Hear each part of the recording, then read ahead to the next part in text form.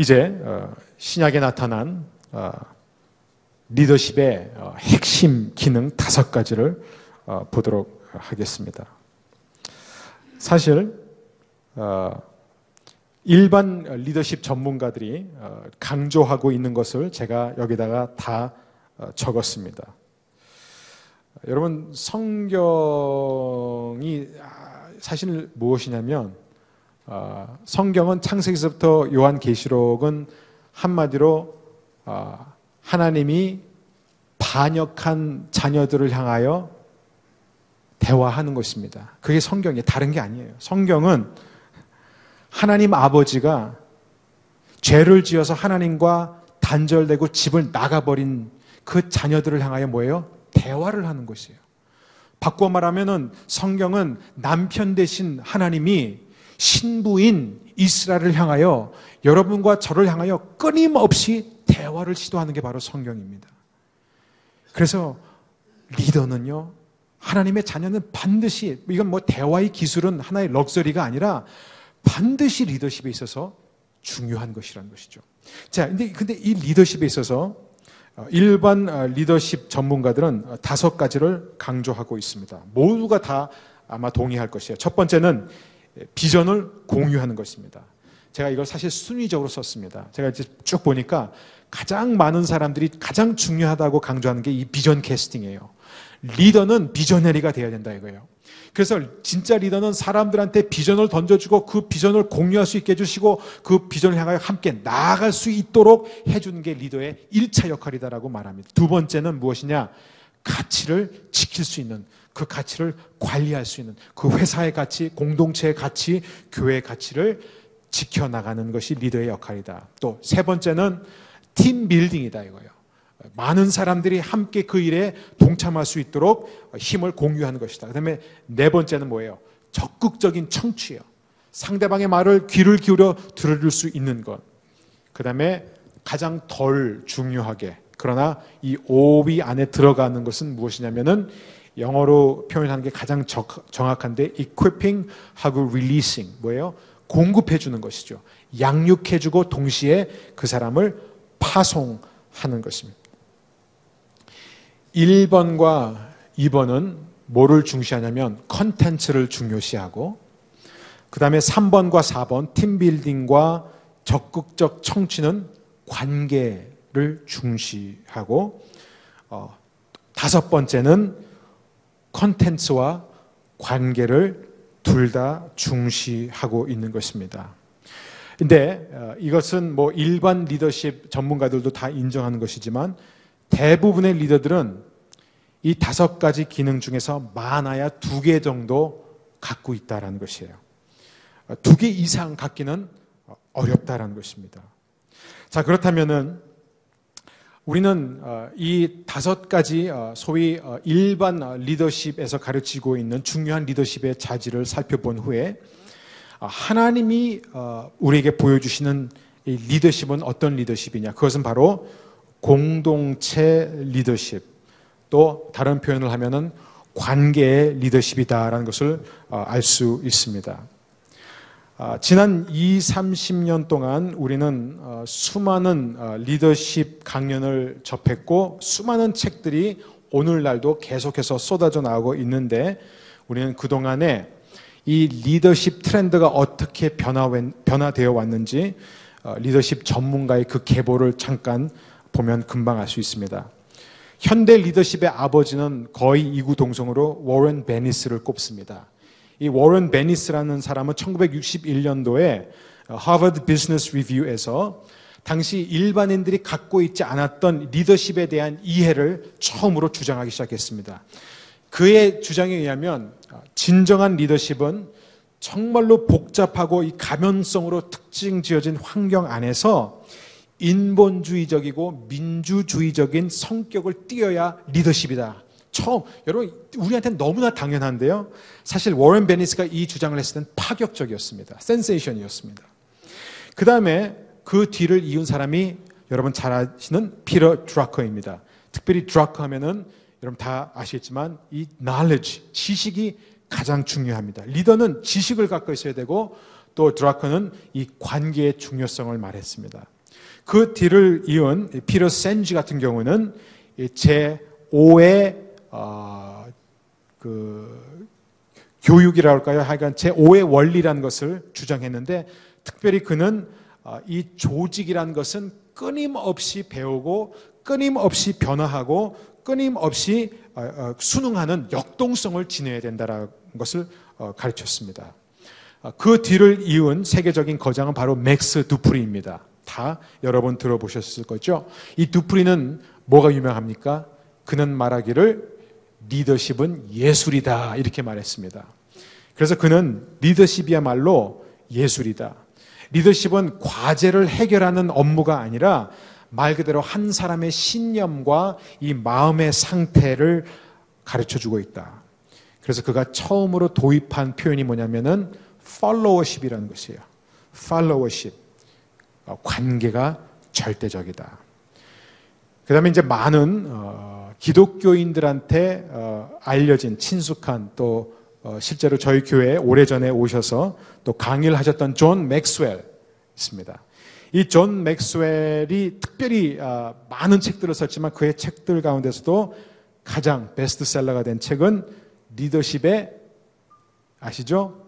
21가지 법칙, 불변의 법칙이라고 나오는지 어떻게 나오는지 번역은 모르겠지만 그 원제를 보면 The 21 Irrefutable Laws of Leadership. Irrefutable이라는 게 뭐냐면은 절대로 뒤집어질 수 없는 것이라는 거예요. 바뀔 수 없는 것이라는 것이죠. 그런데 그는 그동안 그렇게 이 리더십을 갖고 있는 사람은 21가지를 반드시 가져야 된다고 했지만 2009년도에 그가 수모를 당했습니다. 그가 무슨 이유 때문에 그런지 모르겠지만 그 세관을 통과하는데 가방에다 권총을 넣어버린 거예요. 실탄까지 들어가 있었던. 그리고 세관에서 당연히 걸리죠. 예, 그 통과하는데 공항에서 그 통과하는데 당연히 뭐 기계에서 걸리고 알몸 수색까지 당하는 수모 체포까지 당했습니다. 그 일을 한번 겪더니 정신이 이렇게 든 것 같아요. 그러더니 2009년도에 그 일 직후에 이렇게 말하더라고요.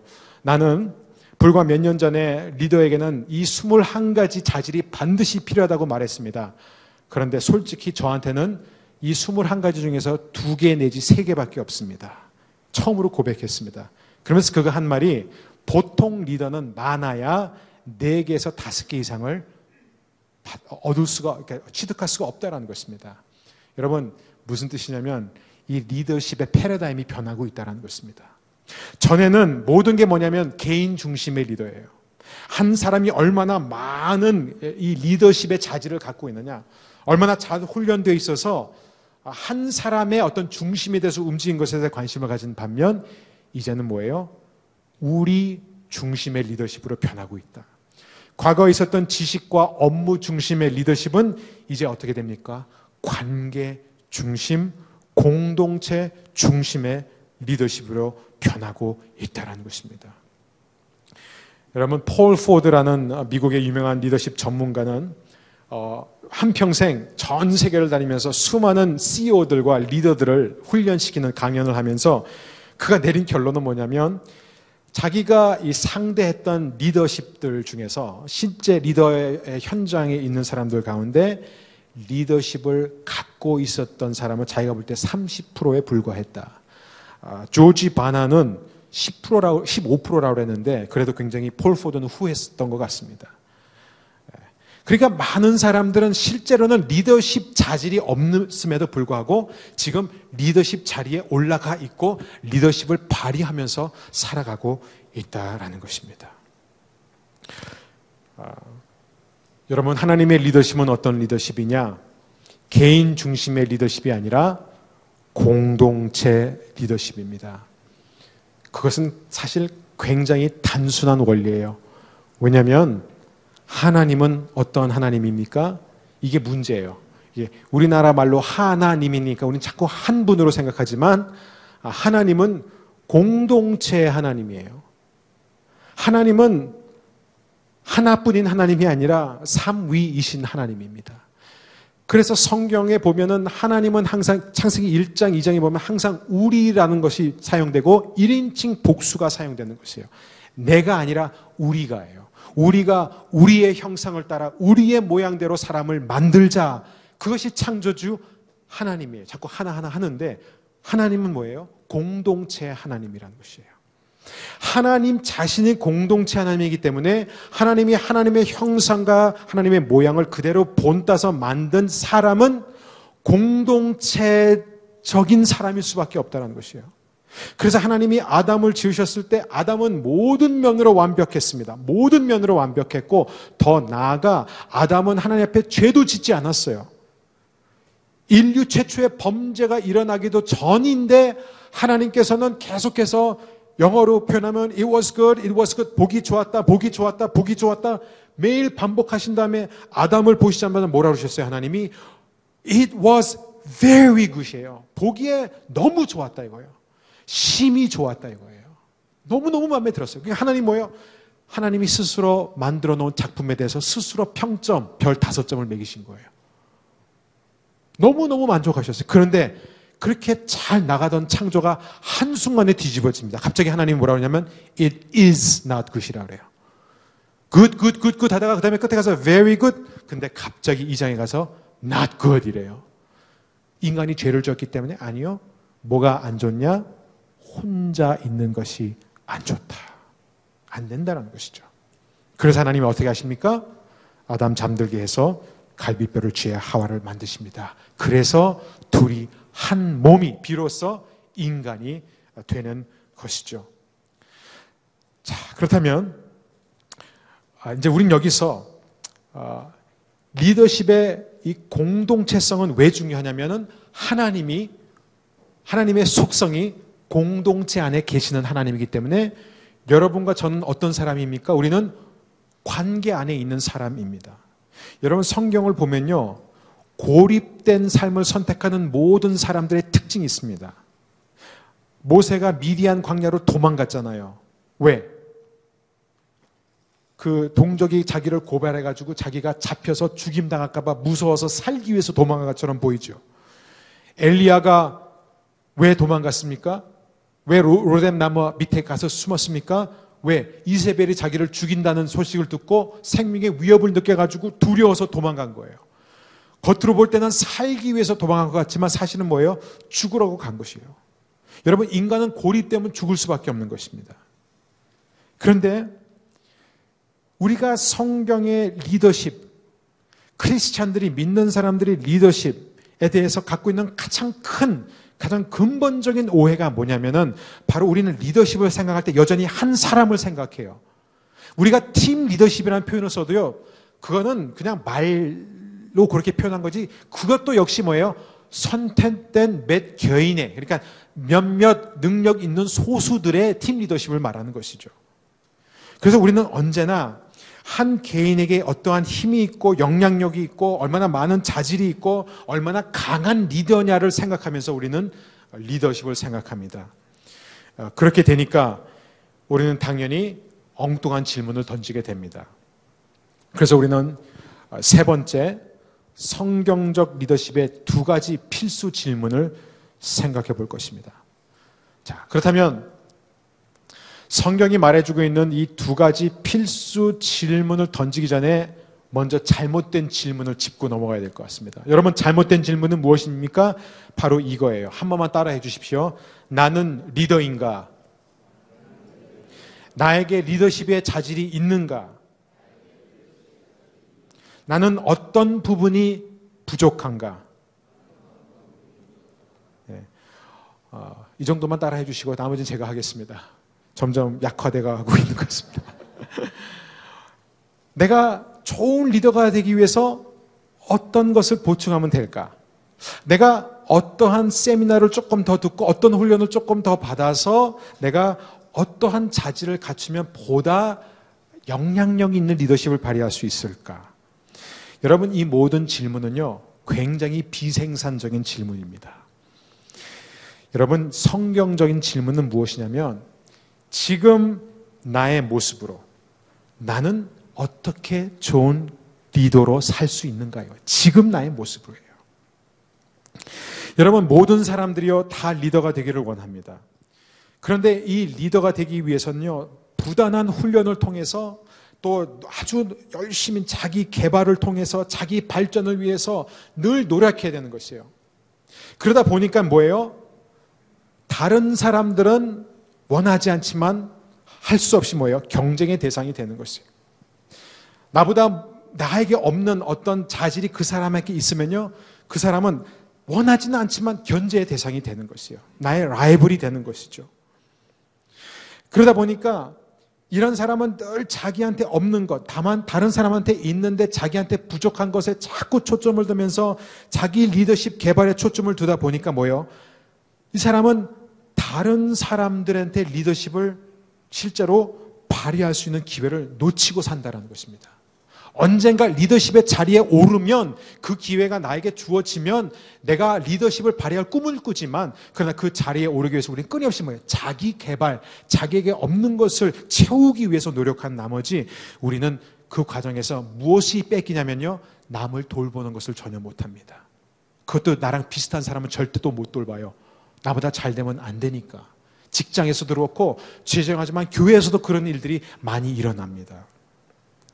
여러분, 그런데 예수님의 삶은 한마디로 뭐냐면은, 예수님이 뭐하러 3년 6개월을 공생애를 하셨습니까? 그 3년 6개월은 처음부터 끝까지 뭐예요?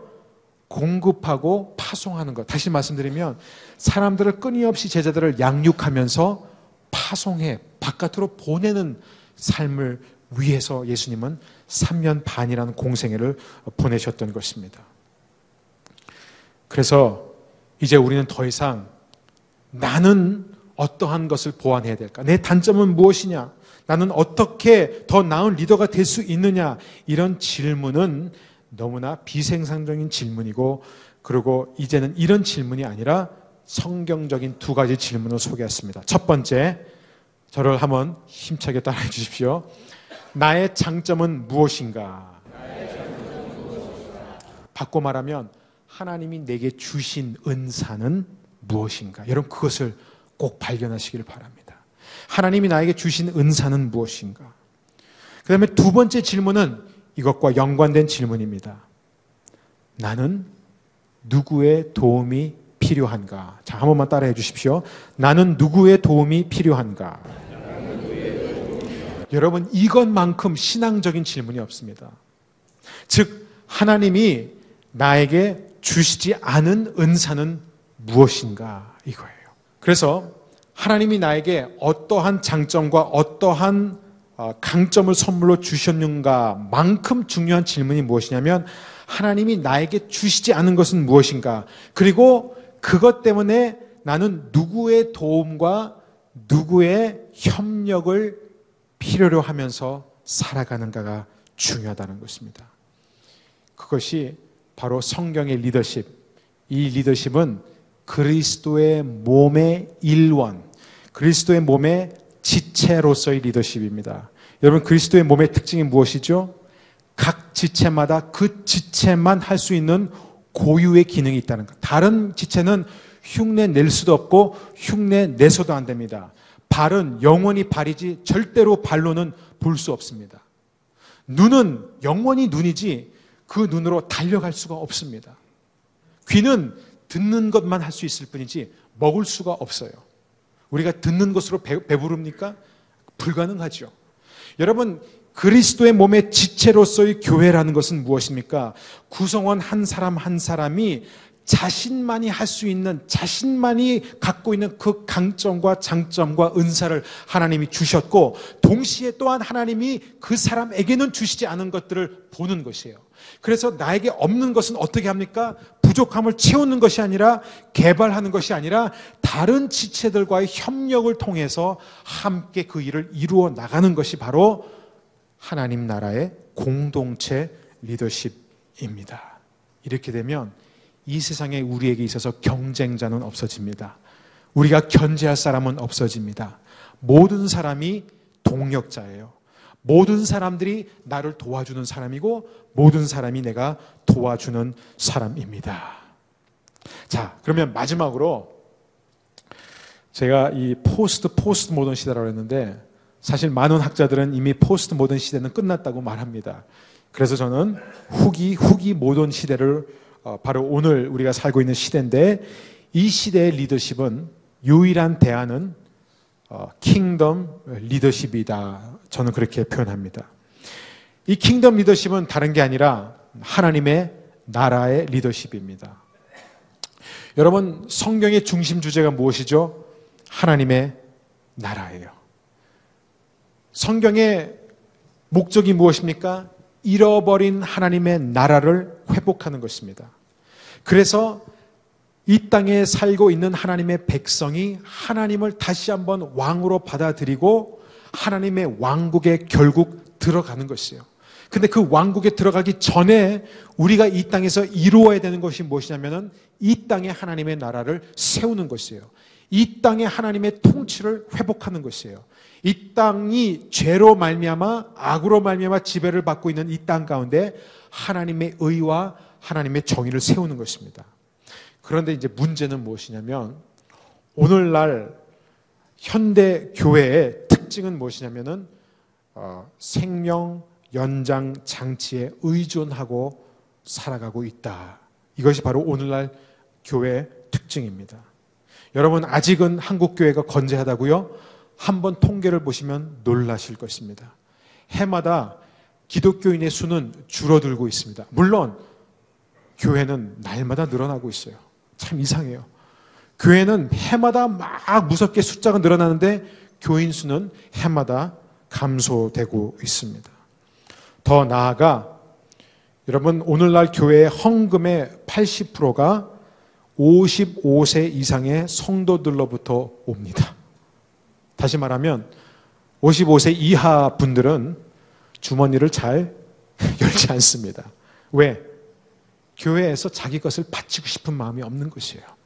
교회를 그냥 의무적으로 다니고 나가줄 뿐이지 요즘 젊은이들은 교회에 헌신하지 못합니다. 왜? 교회에 불만이 너무나 많은 것이에요. 왜?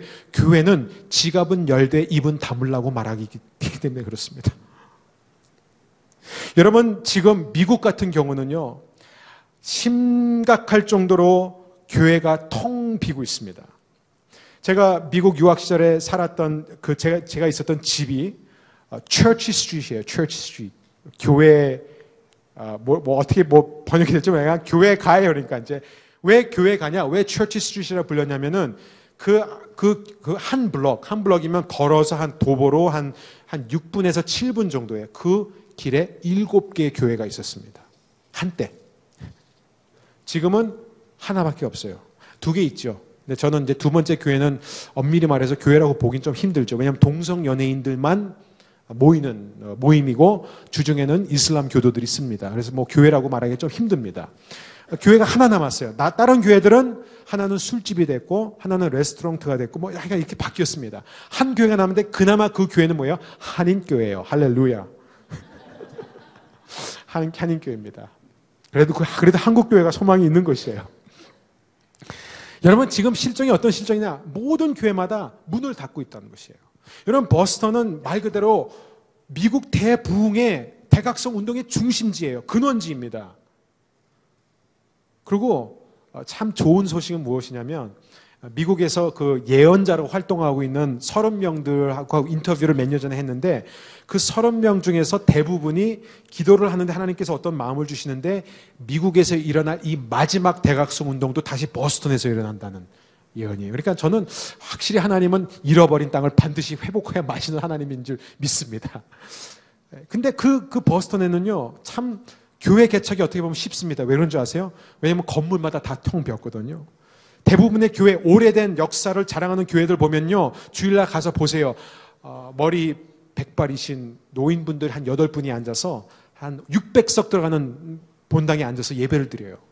그래서 제가 개척할 때 도왔던 그 교회가 불과 20명밖에 되지 않았는데 600석이 있는 너무나 잘 지은 감리교 교회를 한 달에 $1 내고 들어가게 됐어요. 얼마나 축복입니까? 그리고 나중에 그 교회에서요, 부흥하니까요, 줘버렸어요. 공짜로. 건물을. 저도 이런 복이 있었으면 좋겠습니다.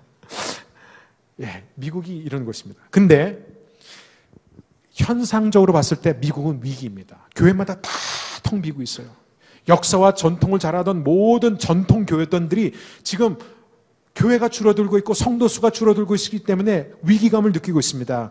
그러나 요즘 정말 이 교회의 현상을 제대로 연구한, 제가 몇 대표적인 사람들만 언급하면 로버트 웨버라는 The Younger Evangelicals, 젊은 복음주의자들이라는 책 2002년도에 출판됐고, 또 레기 맥닐이라는 The Present Future, 현재 있는 미래 2003년도에 출판됐고, 또 게리 넬슨이라는 Borderland Churches, 경계선에 있는 교회, 다 근래 출판된 책들인데, 이 책들은 요즘 젊은이들을 가만 보니까 이들이 교회를 떠나는 이유는 믿음을 버렸기 때문이 아니라 믿음을 찾기 위해서 떠난다는 것입니다.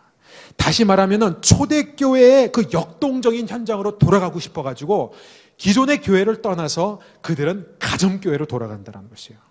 그래서 몇몇 가정이 집에서 모여서 예배를 드리면서 형식이나 순서, 프로그램 따위에 매이지 않고 그때그때마다 하나님이 주시는 감동을 따라서 성령의 역사를 경험하고 치유를 경험하고 귀신이 나가는 것을 경험하고 매주마다 모이면 간증이 있고 눈물이 있고 찬송이 있다는 것이에요. 그래서 이들은 날마다 천국을 경험하는 것, 이것이 지금 미국에서 무속속도로 번져나가고 있는 가정교회 운동입니다. 여러분, 한국교회도 그 길로 갈 수밖에 없습니다. 한국교회도 역시 지금 하얀 곡선을 타고 내려가고 있습니다. 우리는 그렇지 않다고 말하지만 요즘 우리나라에서 터지는 많은 교회 비리들과 모든 문제들이 다 똑같은 문제예요. 한 개인 중심의 리더십이에요. 여러분, 21세기의 교회 모습은 초대교회의 모습과는 거의 모든 면으로 너무너무 다릅니다. 다른 세상인 것 같습니다. 우리가 모토로는 사도행적적 교회라고 늘 말하고 교회, 성경을 통해서 이런 교회가 되기를 원하지만 사실 그런 교회가 되기를 위해서는 바꿔야 될 게 한두 가지가 아니에요. 그렇기 때문에 저는 이 마지막 부분에서 가장 중요한 구약의 왕권 제도와 구약의 성전 제도에 대해서 꼭 나누기를 원합니다. 여러분, 이 왕권 제도는 무엇입니까? 왕권 제도는 한마디로 하나님의 뜻에 거역하는 인간이 세운 제도입니다. 우리는 성경을 읽으면서 이스라엘 역사를 보면 한마디로 이스라엘 왕들의 역사예요. 그 왕이 선한 길로 가면 민족이 복을 받게 됐고, 그 왕이 악한 길을 선택하면은 온 백성이 어둠에 처하게 되었습니다. 한 사람의 선택 때문에 민족 전체가 고통을 당한 것을 보게 됩니다.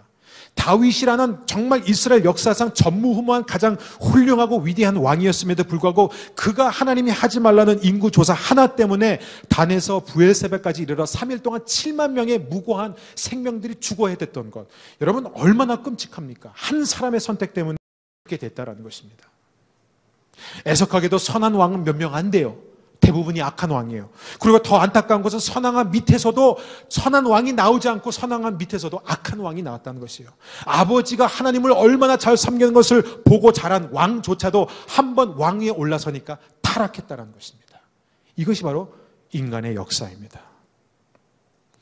여러분, 원래 이스라엘의 왕은 한 분이십니다. 하나님이세요. 그런데 사무엘상 6장을 보니까 하나님의 영광이 이스라엘을 떠났다라는 표현이 나온 직후에 사무엘상 8장, 특별히 7장에 보니까 이스라엘 백성이 사무엘에게 찾아가서 뭐라 합니까? 우리에게 왕을 달라 이거예요. 우리가 저 블레셋 사람들하고 맨날 싸우는데 가만 보니까 우리는 왕이 없다 이거예요. 블레셋도 왕이 있고 아말렉도 왕이 있고 다 왕이 있어서 그 왕이 진두지휘를 하고 그 왕이 시키는 대로 백성들이 다 따라하면 되는데 우리는 왕이 없다 이거예요. 그러니까 우리에게도 눈에 보이는 가시적인 리더를 달라 이거예요. 따를 수 있는 인간 리더를 달라 그랬습니다. 그때 사무엘이 굉장히 못마땅하게 생각했어요. 얹어놨습니다. 그리고 하나님 앞에 가서 이 사실을 고했어요. 그때 하나님이 사무엘상 8장 7절을 보면은 뭐라고 말씀하셨죠? 사무엘한테 그들이 너를 버린 것이 아니라 나를 버린 것이다.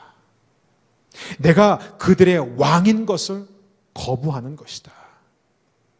여러분, 왕권제도, 인간 중심의 리더는요, 처음부터 하나님의 뜻이 아니었습니다. 우리가 인간을 리더로 세우고 계속 인간 중심의 리더로 나가는 경우 우리는 계속해서 하나님을 우리의 인생의 참 리더와 참 왕으로 거부하게 되는 것이죠. 그런데 하나님은 참 재밌으세요. 왜냐하면 사무엘한테 허락하라 이러세요. 그런데 동시에 뭐라고 말씀하시냐면 8장 18절을 보니까 그때가 되면 너희는 너희가 선택한 그 왕에게서 벗어나게 해달라고 울부짖겠지만 그때는 여호와께서 너희의 말에 응답하지 않을 것이다. 그렇게 말씀하셨어요. 하나님 무슨 뜻이냐면 인간이 인간을 부릴 때 절대로 행복할 수 없다는 것입니다. 이것은 하나님의 창조 질서에서 벗어나기 때문에.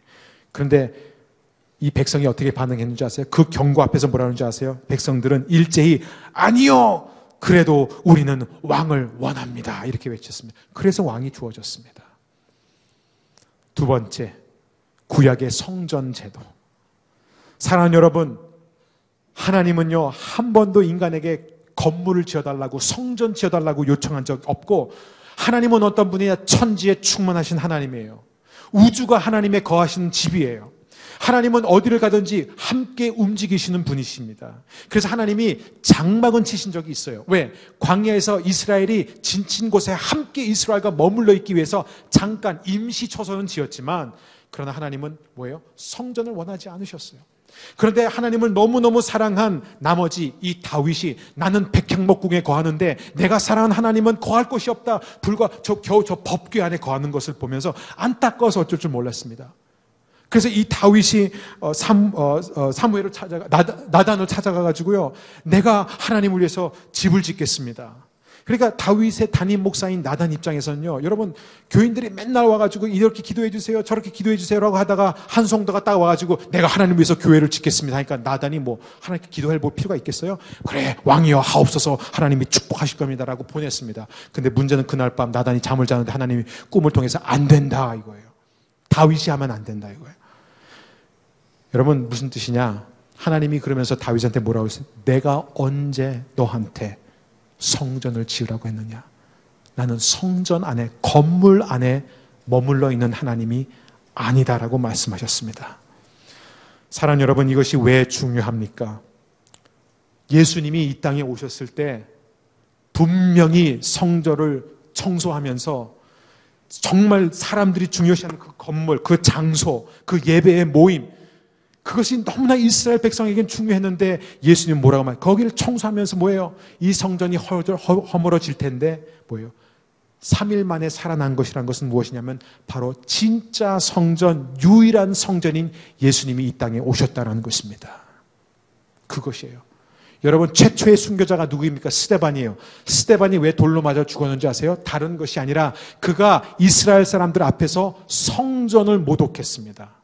왜? 그가 뭐라고 말하냐면 하나님은 성전을 한 번도 기뻐하신 적이 없고 그리고 하나님은 성전을 폐하셨다. 이렇게 말씀하시니까 이렇게 말하니까 이스라엘 그 유대의 종교 지도자들이 돌을 들고 저가 성전을 모독했다고 돌로 쳐 죽입니다. 여러분 한국교회 오늘 현주소가 무엇입니까?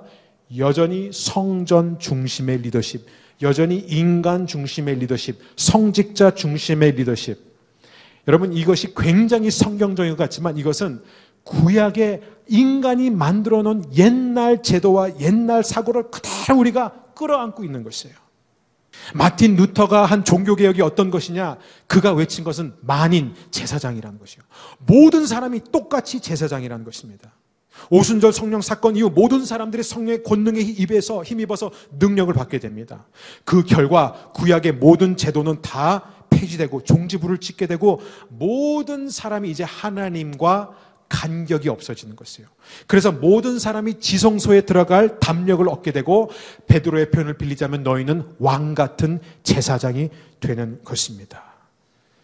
그렇다면은 우리는 다시 한번 성직자 중심의 영성 그리고 사회에든 기업에는 제가 많이 장로님들이나 이렇게 사업하시는 분들 제가 이제 회사에 가서 설교를 할 때 이분들의 가장 큰 고민이 뭐냐면 이 회사가 정말로 하나님이 원하는 기업이 되었으면 좋겠다는 거예요. 정말 하나님의 나라를 닮아가는 공동체로서의 회사를 만들고 싶어 해서 기도하시는 분들이 많이 계십니다. 그런데 그렇게 하려면요 정말 우리는 이 성경이 우리에게 가르쳐주고 있는 것들을 진지하게 생각해야 됩니다. 그렇다면 유일한 대안은 무엇인가? 유일한 대안은 하나밖에 없습니다. 성경이 우리에게 보여주고 있는 리더십 모델대로 하나님께서 우리에게 주신 이 권세와 이 능력이 다양하게 분산되고 가능한 한 넓은 층에 의해서 공유되어야 된다는 것이에요. 그래서 정말 이 조직, 이 교회, 조직이든 교회든 기업이든 그것을 미래를 만들어 나가는데 함께 책임질 사람들을 우리가 양육하고 파송을 지금 해야 된다는 것입니다. 앞으로가 아니라 지금 해야 된다는 것입니다. 그래서 오늘은 우리에게 2번 리더십의 새로운 패러다임, 킹덤 리더십이 절실히 요구되고 있습니다. 저는 여기서 제가 가장 사랑하고 존경하는 헨리 나웬 교수님을 인용하고 싶습니다. 그분은 예수의 이름으로 In the Name of Jesus 1992년에 출판된 책에서 여러분 리더십에 대해서 정말 배우기를 원하시면 저는 이 책을 추천합니다. 제가 생각할 때는 어떠한 리더십 전문가의 책보다도 이 책이 가장 탁월한 것 같습니다. 그는 거기에서 vulnerable leadership, 연약한 리더십이 무엇인지에 대해서 아주 구체적으로 얘기해 주고 있습니다. 이 리더십은 바로 예수님이 우리에게 보여주신 리더십입니다. 빌립보서 2장 5절, 6절, 7절 보면 여러분 안에 이 마음을 품으십시오. 이것은 그리스도 예수 안에 있던 마음이기도 합니다. 그분은 본래 하나님의 본체셨으나 하나님과 동등됨을 기득권으로 여기지 않으시고 오히려 자신을 비워 종의 형체를 가져 사람의 모양이 되셨습니다. 이것이 바로 연약한 리더십이라는 것입니다. 그리고 예수님께서 가장 구체적으로 이것을 설명해 주신 부분이 바로 요한복음 21장 18절인데 베드로한테 뭐라 그러죠? 내가 어렸을 때는 네 마음대로 이것저것을 돌아다니지만 내가 커서는 어떻게 된다고요? 가고 싶지 않은 곳으로 가게 될 것이다. 제가 자라났던 그 초등학교, 중고등학교 시절 때 제가 많이 봤던 70년대, 80년대에 모든 영화의 특징은 무엇이냐면 주인공이 클린트 이스트우드나 이 램보, 정말 대단한 힘을 자랑하는 아주 한 명의 그 막강한 주인공이에요. 뭐 총도 잘 쏘고 절대 죽지 않고 뭐 힘도 압도적으로 세고 이런 사람이에요. 근데 요즘 영화의 특징은 무엇입니까? 이 포스트 모던 시대의 영화의 특징은 제가 두 예만 들겠습니다. 첫 번째는 여러분 반지의 제왕 보셨죠? 안 보셨나요? 옆에 있는 분한테 한번 물어봐 주십시오. 반지의 제왕 보셨습니까? 네. 안 보신 분들은 회개하시고 보시길 바랍니다. 왜냐하면 이 반지의 제왕은 Lord of the Rings은 성경 다음으로 가장 많이 팔리고 읽혀진 책입니다. 정말 성경을 본따서 만든 소설이에요. 자, 이 반지의 제왕에 보면은 정말 이 J.R. 톨킨이 정말 그리스도의 마음을 갖고 이 소설을 쓴 게 보입니다. 여기서 리더가 누구예요? 프로도잖아. 프로도라고 그러죠. 프로도 베긴스. 이 프로도는요, 난쟁이에요. 힘이 없습니다. 싸울 줄도 모릅니다. 그런데 이 반지의 제왕은 누구냐면 다른 사람이 아니라 바로 이 난쟁이 프로도예요. 프로도의 리더십을 말아주고 있습니다. 또 여러분 정말 또 역대 흥행 뭐 아주 최상위를 기록한 매트릭스라는 영화 다 보셨죠? 이 영화도 안 보신 분들은 가슴을 치고 빨리 가서 보시길, 비디오 가게에서 빌려서 보시길 바랍니다. 여기서는 뭐가 중요하냐? 네오, 주인공 네오의 리더십이에요. 이 네오와 이 프로도의 특징이 무엇이냐면요, 둘 다 굉장히 자문을 하는, 반성하는 스타일입니다. 자기 자신에 대해서 너무 자신감이 없어요. 자기가 리더인지조차 모릅니다. 그리고 모든 일에 있어서 다른 사람의 경험과 다른 사람의 힘에 의존할 수밖에 없어요. 그들이 도와주지 않으면 길을 갈 수가 없는 사람들이에요. 방향을 보여주지 않으면 한 걸음도 자기가 누군지도 모르는데 어떻게 갑니까? 근데 이 프로도가 한 말 정말 제 마음에 남는 게 뭐냐면 막 서로 그 회의를 하잖아요. 누가 갈 거냐 이거예요. 누가 이 반지를 갖고 모르도에 갈 거냐 했을 때 이 프로도가 이렇게 말하잖아요. I will carry the ring to Mordor. 내가 이 반지를 들고 모르도로 가겠습니다. 그 다음에 그가 한 말, 이게 진짜 압권입니다. Though I do not know the way. 근데 나는 갈 줄 모른다. 그게 맞습니다. 나는 갈 줄 모르요. 어디서 시작해야 되는지도 모른다. 그리고 갈 힘도 없지만 내가 갈 때 내 주위에 있는 사람들이 나를 도와줄 것이다. 이게 바로 오늘날 어떻게 보면 하나님이 우리에게 요구하는 진정한 리더십입니다. 다시 말씀드립니다.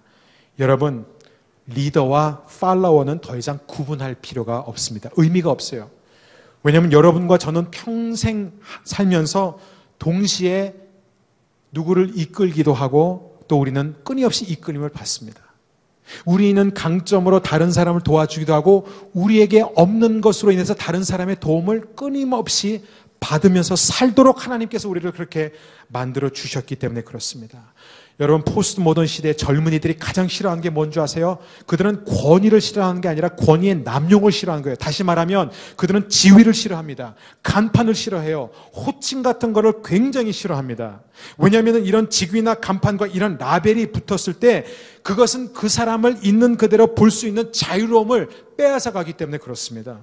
여러분, 저는 목사라는 그런 타이틀을 의식하지 않는 사람들 가운데 있을 때가 가장 행복합니다. 왜? 왜냐하면 상대방이 저를 있는 그대로 보기 때문에. 그게 너무 저한테는 자유롭습니다. 왜 목사가 바지를 그런 걸 입느냐? 그런 얘기 들을 필요가 없어요. 저는 가장 제가 편안한 복장은 버스에서 10년 동안 반바지에다가 스레빠 신고 모자 끼고 배낭 메고, 근데 제가 공동체 수련회 때 한 번 배낭 맸더니 모든 분들이 어떻게 목사님이 배낭 안 어울린다, 자꾸 안 어울린다고 그러세요.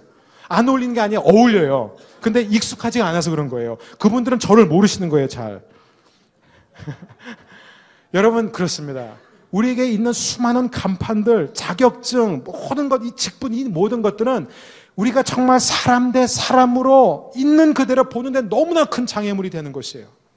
그런 간판, 책임, 직위 때문에 괜히 어려워지게 되는 것이고 괜히 바쁘게 되는 것이고 그 사람 만나기가 힘들어지는 것이고 마치 혼자서 그 일을 다 해야 되는 것처럼, 이게 굉장히 큰 문제라는 것입니다. 그래서 우리가 개인 중심의 리더, 사람 중심의 리더, 이 왕권제도 그리고 성전 중심의 영성을 유지하는 한 우리는 예수님께서 이 땅에 오셔서 둘로 나뉘어진 것을 하나로 만드시는 것이 바로 십자가 사건이에요. 갈라진 것, 리더와 팔로워로 구분된 것들, 부자와 가난한 자로 구분된 것, 강자와 약자로 구분된 이 세상을 진정으로 하나 되게 해서 나에게 없는 것은 도움을 받고 나에게 있는 것으로 도와주시는 진정한 리더. 에베소서 2장 14절, 그는 우리의 화평이신지라 둘로 하나를 만드사 원수된 곳 곧 중간에 막힌 담을 가지고 육체로 허셨다. 그래서 끝으로 저의 결론은 이것입니다. 리더십은 반드시 하나님을 영화롭게 하는 리더십이어야 된다는 것입니다. 그러면 끝으로 하나님을 영화롭게 한다는 것은 무슨 뜻인가? 여러분, 영광이라는 헬라어 단어가, 저를 한 번만 따라해 주십시오. 듣기는 안 좋습니다. 독사. 독사예요. 독사의 자식 할 때 비슷합니다. 조금 독자예요. 독사 해보세요. 근데 이거를 동사로 바꾸면 독자조예요. 독자조. 자, 이게 왜 중요하냐면 우리는, 여러분과 저는 웨스트민스터 신앙 고백처럼 인간의 제일 되는 목적은 하나님을 영원토록 즐거워하고 그분을 영화롭게 하는 것이잖아요. 여러분의 목표가 무엇입니까? 저의 목표가 무엇입니까?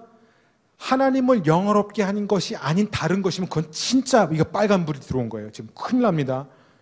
그렇죠? 우리가 무엇을 하든지, 돈을 벌든 거래를 하든 뭐 이름을 떨치든 어떤 일을 하든 우리의 목적, 궁극적인 목적은 뭐냐면 하나님이 영광을 받는 것이잖아요. 근데 여러분, 하나님께 영광 돌리는 게 무엇입니까? 하나님, 내가 주님의 이름을 높입니다. 그게 영광 돌리는 것입니까? 아니면 이 세상에 돈을 많이 번 다음에 유명인이 된 다음에 매스컴을 탔을 때 나는 사실 하나님을 믿습니다라고 말하는 것이 그게 영광 돌리는 것입니까? 여러분, 이 영광 돌리는 것은 이 독사, 그리고 이 동사 독사조의 원뜻이 무엇이냐면은 어떤 물건에 대해서 값을 매긴다라는 뜻입니다.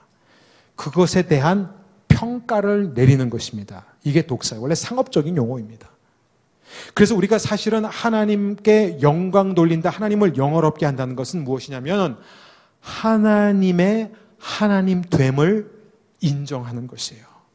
하나님에게 하나님만 한 가치를 매겨드리는 것입니다. 그래서 다시 한번 말씀드립니다. 진정한 리더십은 하나님만이 왕이시고 하나님만이 참 리더이시고 하나님만이 우리가 따라야 할 대상이라는 것. 만일 우리가 소위 따르는 인간 리더가 하나님께서 우리에게 요구하는 것과 반대로 나간다면, 그것이 혹시라도 장애물이 된다면 우리는 어떤 대가를 지불해서라도 하나님을 먼저 따르고 하나님의 말씀에 가장 먼저 우리의 모든 것을 걸 수 있는 그런 용기가 필요합니다. 저는 여러분 한 분 한 분이 하나님 나라의 리더들이 되시기를 주님의 이름으로 축원합니다.